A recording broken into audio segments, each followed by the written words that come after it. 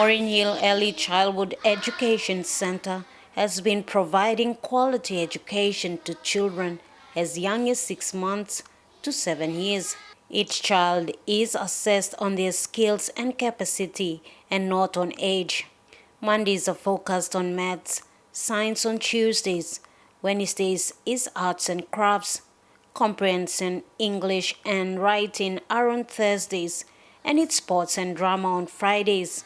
If a child is leaning on the table, looking at what the older ones are doing, and I see what they're up to, so it's not a matter of when your birthday is, but in your capacity. Yeah. Many of the Maureen Hill Early Childhood Education Center students are now prominent individuals and professionals in different fields in PNG and abroad. I toilet trained Brian Kramer, right? He came here at that height, right? I taught him to read, all those things. He started here. He lived just down the corner there.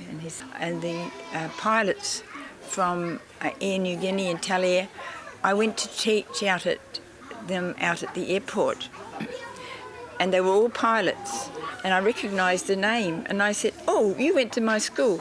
And this fellow put up his hand and said yes, and 8 or 9 others put up their hands as well. They were all your students. All my students, right? So many generations have been taught by Maureen Hill.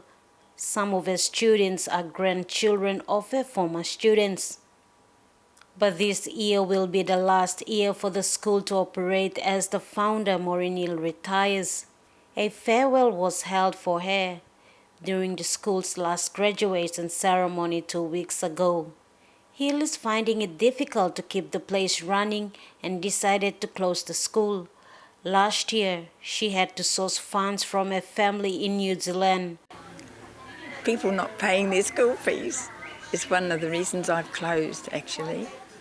Yeah, I had to get my family in New Zealand to support me last year in order to meet the salaries of my 12 staff and things. So it's disappointing. Parents are dismayed to see the school close.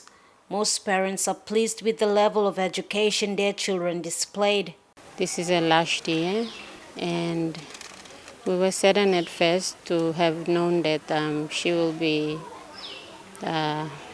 closing the school. Those who have worked with her are also disheartened to see her exit the teaching field. As Maureen closes this chapter of her life, her only concern is for the school to get much needed funding support and reopen its doors. She said she had offered the nursery free of charge to Divine Word University, but her offer was rejected. Hill would love to see a Papua New Guinean taking over where she left.